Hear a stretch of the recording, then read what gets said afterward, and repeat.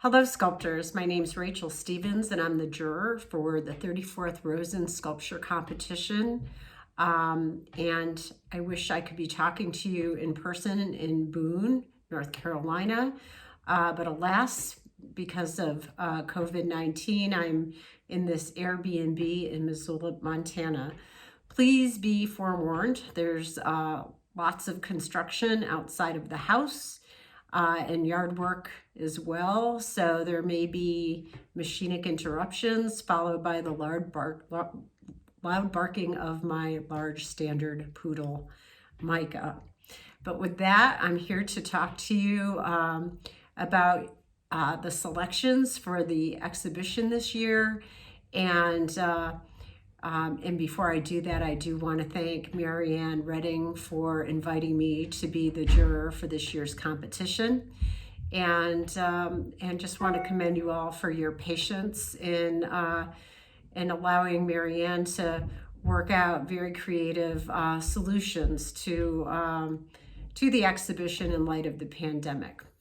Glenn Swaggart's sculptural trio from 2018 is entitled Remembering Jotaro.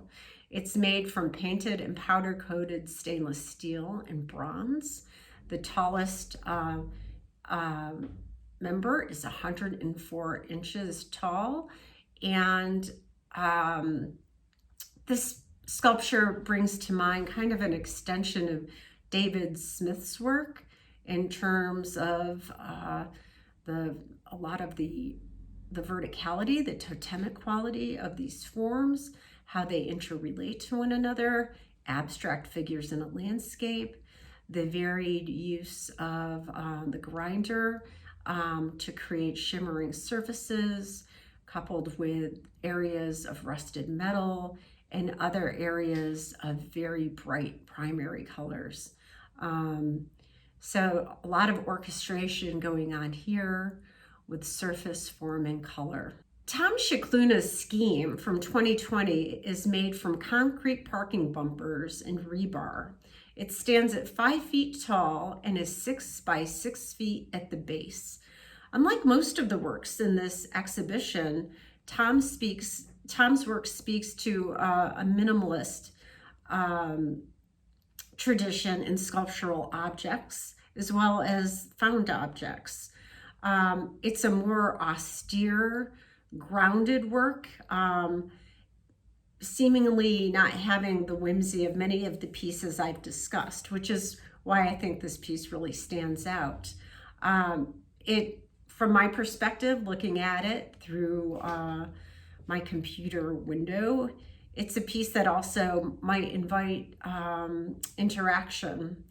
To scramble up this would be a kind of mini experience that you might have at the Great Pyramid of Giza, perhaps.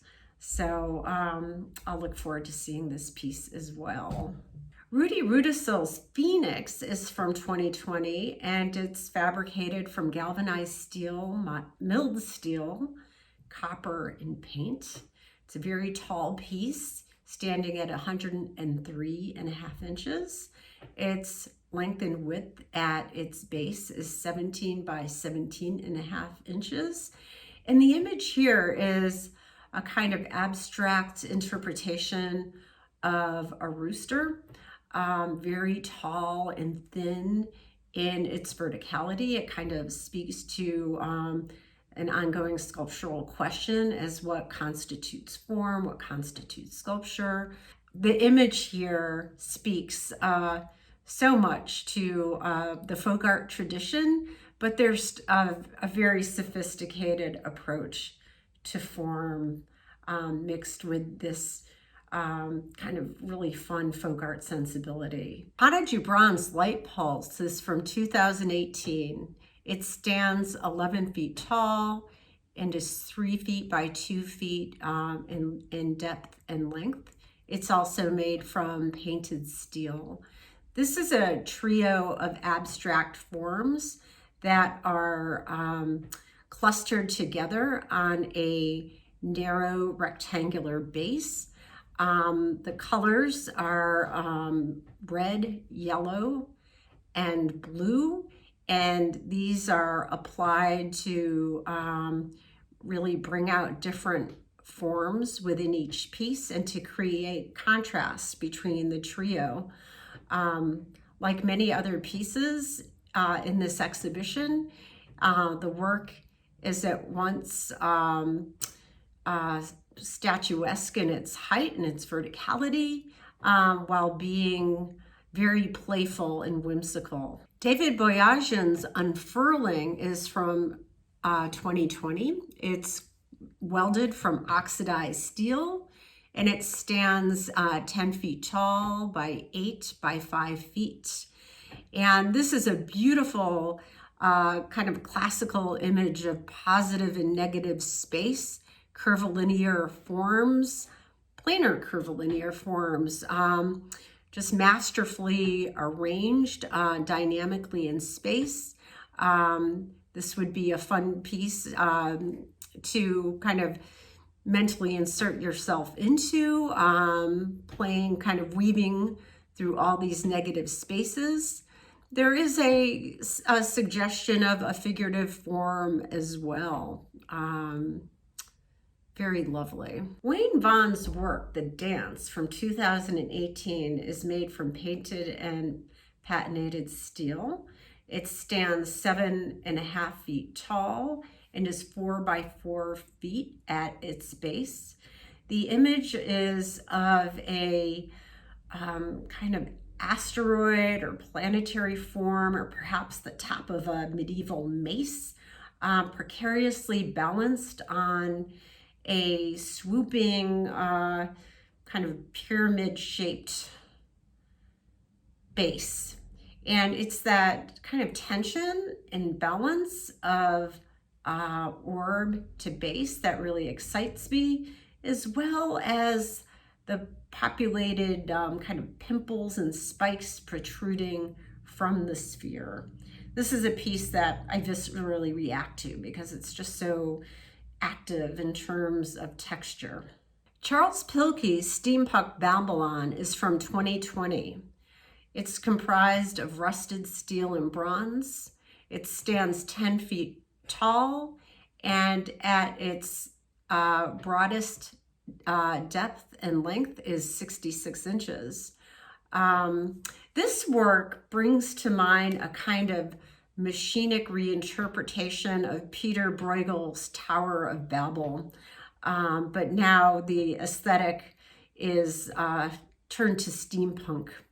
And it's a cylindrical form that seems to be telescoping upward, vertically upward, getting smaller and smaller. And its surface is punctuated by all of these presumably found objects and perhaps cast bronze pieces. Again, I have to speak to the limitations of the slide format, since the surface of this piece is unified through the rust. A very handsome, solid work, but whose surface is very, once again, whimsical, which seems to be a kind of form theme with the works in this exhibition. I look forward to meeting Steampunk Babylon in person. Teeter Tower, a sculpture from 2019 by Matamonte. It's made from painted steel. It's a towering 97 inches tall. And what attracted me to this work is that it's basically a vertical diptych. What serves as a kind of pedestal for the primary units is a austere steel, it looks like a cylindrical tube, and atop it sits 5 circular, just sky blue circular forms.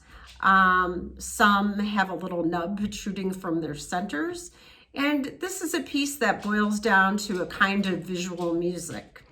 And I took delight in that fanciful expression of whimsy through the metal form. Joan Benefield's Hoodoos from 2019 is created from what appears to be cast resin and Corten steel, standing at 93 inches. It's also a towering work. What really attracted me to this piece through the slide imagery was the kind of almost flock-like texture of the steel holding aloft these two biomorphic forms that are at once geological and figurative in expression. Having lived in New Mexico for more than 25 years, hoodoos are a rather common stone formation in our landscapes, and I really appreciated the luminous translation of geology into these forms. I want to commend Joan's eye through photography, these works, to look through them or look up at them with the sky behind them. I think that's going to be a kind of a really beautiful play between earth and atmosphere. So I'm really looking forward to seeing these works in person. Gerhard Lotz's sculpture Blue Nautilus has been accepted for the Brom. It was made in 2018 and it's cast from bronze. The work stands 31 inches tall at its height and 31 inches at its longest width. And attracting me to this piece is it's just the pleasure of biomorphia. It has the quality of a scorpion's tail and is curvilinear in nature. And it has very soft and supple convex surfaces punctuated by these gentle ridges. A beautiful interplay of positive and negative space is elicited by the form. It's just a pleasure to look at and very ambitious in scale in terms of making a bronze work.